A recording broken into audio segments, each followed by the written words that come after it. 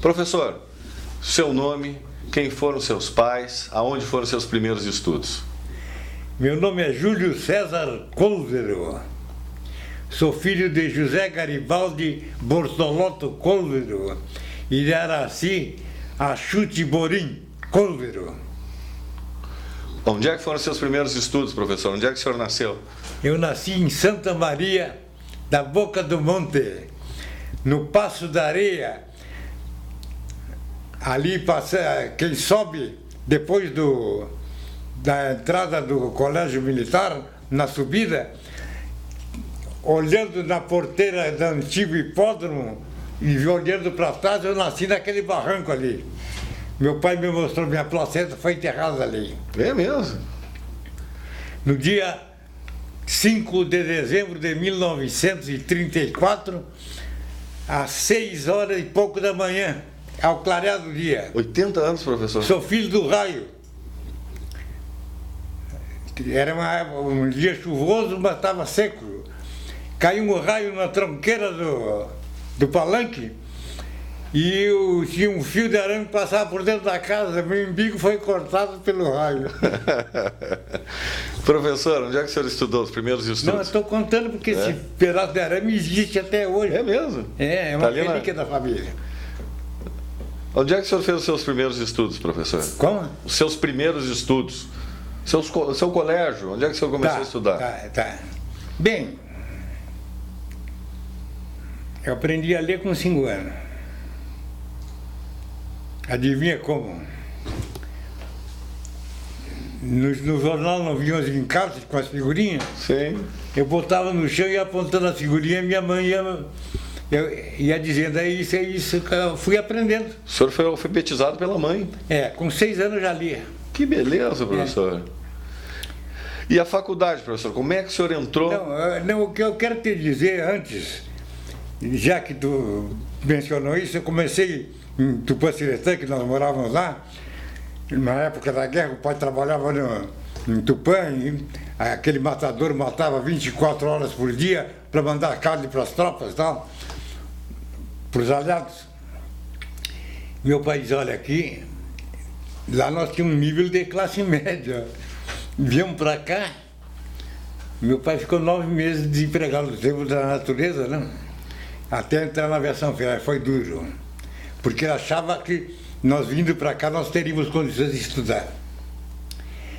E morei na chácara do Nono, que morou conosco, onde a Duque, hoje meu avô tinha uma chácara muito grande ali, 40, 50 terrenos, e eu estudei com a Teresa Niederauer, lá nas margens do arroio Cancela.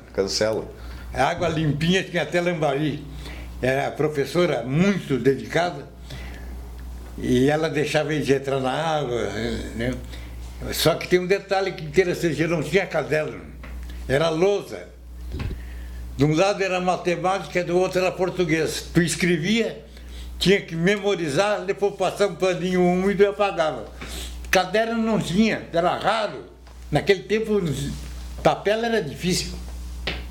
E a universidade, professor? Quando é que o senhor entrou na universidade? Entrei, bem, sabe que eu estive fora há muito tempo, 14 anos, no mínimo fora, né? Quando eu cheguei aqui já reformado do Exército, ainda jovem... O senhor quer falar desse período? Hein? O senhor quer falar desse período? Como? O senhor quer falar desse período? Não, isso aí eu vou te dar a fita depois, se for o caso, vai editar.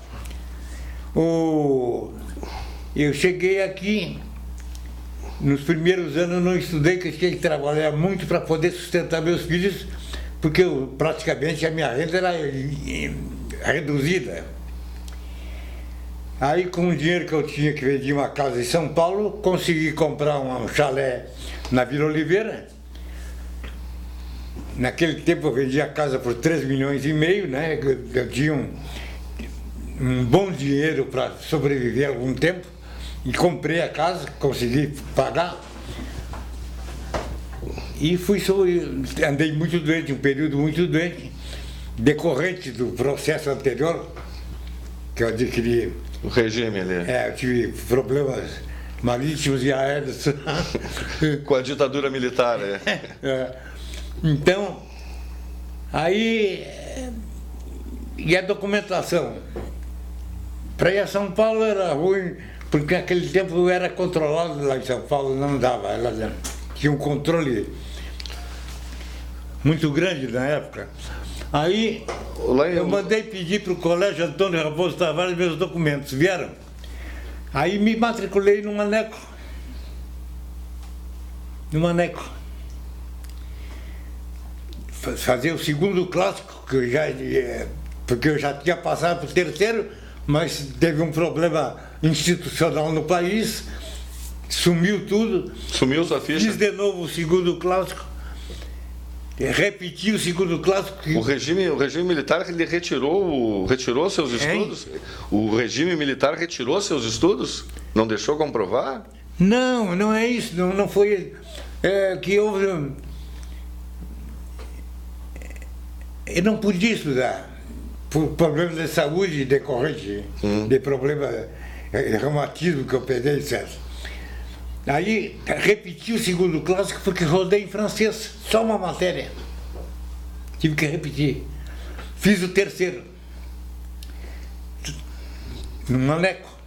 Estava lembrando que a diretora do Maneco naquela época estava aí. Estava aí. A Maria Helena. Hein? Maria Helena. Maria Helena? Cunha. Não, a outra. Lia Chute? Não, essa não. Não, não me lembro. Isso que lembra agora. Viu? Aí eu me inscrevi na faculdade de Direito, que era paga, e na faculdade de Administração, no curso vestibular. Aí passei nos dois. O Moro era da faculdade de particular. Eu digo, olha, eu não vou matricular no Direito porque não tenho dinheiro para pagar. Ele, não, toca. Tarcísio da classe do Moro. Toca que o irmão gelado dá um jeito. Né? Eu digo, não quero. Que meu tio, o Artemio, Pedro Couto, ainda estava nativa como magistrado. Estava vivo. Aí passei no vestibular, administração de 100 e tantos candidatos, 30 vagas, eu saí de 13º lugar, louco de faceiro, entrei. E tinha aula na engenharia, no prédio da engenharia. Como é que era o estudo naquela época, professor? Hein? Como é que era estudar na universidade, ainda incipiente, assim, uma universidade que estava recém-criada? Era uma beleza. Por quê, professor? Porque tinha ônibus de graça. Se tivesse que pagar, não tinha dinheiro. Eu ia a Camobi de ônibus, assistia a aula no prédio da engenharia, um ônibus bom da universidade. Os professores, geralmente de muita capacidade profissional, transmitiam muito bem. A gente se entusiasmava, né? Entendeu? Com os professores. Porque, por exemplo, Danilo Landó, que foi o criador do curso. Uma inteligência rara, trazia novidade, mostrava os projetos dele, as coisas. O Ernesto Guilherme Arens, o Pedro Lecoelher Aguirre, Marco Aurélio Krob, Renato Lenz, uma turma grande. Quem eram seus colegas? O Robles, o professor Robles, era advogado, vinha de Passo Fundo para dar aula aqui, hein? E os seus colegas, que o senhor se lembra? Antônio Carlos Freitas Vale de Lemos. Barbaridade. Renato Rodrigues Dias. Dois monumentos, dois amigos, e eu aqui quero dizer, e fique registrado. Era coordenador do curso Marco Aurélio Xavier Krob. E eu não tinha uma identidade civil nem militar. Eu tinha um certificado de isenção do serviço militar. E um colega leu e foi me denunciar que eu seria isso, que era dissidente político. O Marco Aurélio chamou o Lemos, que era presidente do diretório acadêmico, e o Renatinho, que era vice.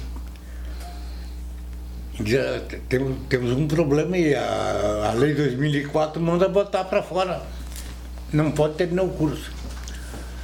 Aí o Lemos, que era um menino, ele e o Renato, eram dois meninos. O Júlio é assessor da diretoria do diretório. Pensavam que a universidade ia atingir tal magnitude. Ninguém imaginava isso? Ninguém vai. Nem o Mariano, professor? Ele sim, ele e o professor Luiz Gonzaga Isaías, que era o lugar-tenente do Mariano, o professor Landó, da administração, e já projetavam isso. O Allen, que esteve nos Estados Unidos fazendo mestrado, todos eles diziam que a universidade, a tendência era se desenvolver. O doutor Hélios, por exemplo. Hélios Homeros? Hélios Homeros, verdade. Eu estava dando aula na ex-reitoria ali, ele passou no corredor, parou na porta. Eu, com tradição militar, digo, atenção os alunos em pé, um magnífico reitor. Ele entrou. Eu saudei ele, ele dizia, eu vou continuar a aula. Eu digo, pode continuar. Ele falou uns 30 minutos, aí pegou uma barra de giz, escreveu um troço do quadro, disse, professor, é para o senhor aprender. Eu digo, estou aprendendo com o magnífico. Sim, porque o professor fala o que quer.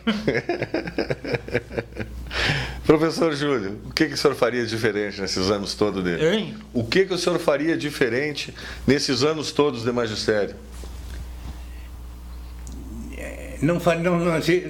Seria mais revolucionário ainda, no sentido de me envolver com os alunos. Que eu fiz muito extensão, muita. Entendeu? De acompanhar os alunos, da gente realizar as coisas junto, entendeu? Fui para mim, patrono de várias turmas, né? Tenho alunos empresários, vários alunos meus que são empresários, vários. Tive o privilégio de ser colega do Carlinhos Costa Weber, que sempre me prestigiou muito, isso é muito importante dizer. O Carlinhos foi um dos alunos antigos que me adotou, porque eu era mais maduro, entende? E ele me convocava para determinados trabalhos com a gurizada, e a gente foi em frente. Nós formamos e continuamos. Ele como professor da primeira turma, foi o primeiro professor da turma. E fomos desenvolvendo, eu fui indicado pelo Collor para dar aula em 3 de maio, na criação de uma faculdade de administração que o doutor Mariano prometeu para o padre Guibaldo Orestes em 3 de maio. E o padre disse, eu quero uma faculdade, mas tem que ser de administração. E o doutor Mariano fundou a universidade e mandava a gente dar aula lá. Que bom. Professor, deixei de perguntar alguma coisa, o senhor quer falar, acho que eu não lhe perguntei, que é algo importante, para encerrar agora. A universidade é reflexo de grandes educadores que nós tivemos em Santa Maria, de grandes educadores. No Olavo Bilac, era uma pleia de professores, Maria Rocha, Américo Asquith, Alba Belém, Artemisa Rocha, Cátia Colucci, Alda Saldanha, entendeu? A Maria Rocha foi minha professora. O professor de latim, o Celestino, o outro professor de latim também, muito bom. O professor de inglês, que foi juiz de direito aqui, Alan Castro. Tinha um núcleo Santa Maria. E interessante que a jornalista, tua colega, publicou um trabalho sobre a professora Águida Brazali Leal. A Seura Fernandes. Um trabalho interessantíssimo que eu li todo. Né? que foi professor de muitos que são professores, não foram professores. É verdade. Interessante que a faculdade de farmácia, eu era guri, vendia banana na rua, fruta, passava ali em frente daquele prédiozinho amarelo, que era ali, na Floriano, na frente do Santa Maria. Ninguém acreditava. Falava em faculdade, o pessoal tinha medo, entendeu? Tinha medo. Naquele tempo era 5, 6 alunos, né? A gente não entendia. Mas quando falaram que ia ter uma universidade em Santa Maria, o pessoal enlouqueceu. Acreditavam nisso? Hein? Eles acreditavam nesse sonho? Acreditaram. Mas as pessoas, assim, quando o Mariano começou a dizer, olha, vamos construir uma faculdade, as pessoas acreditavam ou achavam que era loucura do Marianinho? Né? Não, o problema é o seguinte, que ele era um grande líder. Por exemplo, Flávio Martini, major da Brigada Militar. Tu conheceu? Estava dobrando ali no Café Guarani, o doutor Mariano disse, professor, eu preciso do senhor. Ele virou. Sim, eu preciso do senhor, quero criar a faculdade de veterinário. O Martini foi para Porto Alegre, pediu demissão da brigada e veio dar aula na universidade. Tu acredita nisso? Criaram a faculdade de veterinário. Foi um sonho coletivo, né? Hein? Foi um sonho coletivo. Foi. Professor, obrigado. Bom, o grande mérito do doutor Mariano é que ele sabia dar missão para as pessoas. E eu quero fazer uma lembrança extraordinária de uma pessoa que foi muito importante, Luiz Gonzaga Isaías. É verdade. Que quando entrei na universidade ele me chamou e disse, professor, eu preciso de uma pesquisa para criar a siderúrgica Santa Maria, que vai gerar 530 empregos, e o senhor me faça essa pesquisa em 30 dias. Só que eu não tenho carro para levar, eu só tenho que ir no seu carro. E diária eu só tenho uma para cada 3 dias. Eu com 2 alunos, uma diária para cada 3 dias, comendo sanduíche, corremos o Rio Grande do Sul e fizemos a pesquisa para a criação da siderúrgica Santa Maria. Infelizmente não foi presente. Luiz Gonzaga Isaías foi importantíssimo na realização das coisas. Era o braço direito do Mariano, né? Ele sabia indicar as pessoas. Último. Tem um detalhe, que eu fui amigo do Benjamin Dávila Prado, que era muito amigo, foi chefe da Casa Militar do Brizola. O primeiro político que ofereceu para o doutor Mariano a área para começar a universidade, na criação da Faculdade de Agronomia e Veterinária, seria no Horto Florestal do Estado, que ele queria doar para a universidade, e depois o Mariano agradeceu porque conseguiu lá do Velho Ber, que eu conheço a história que ele me contou, a hora que tu quiser eu conto. Viva! Muito obrigado, professor.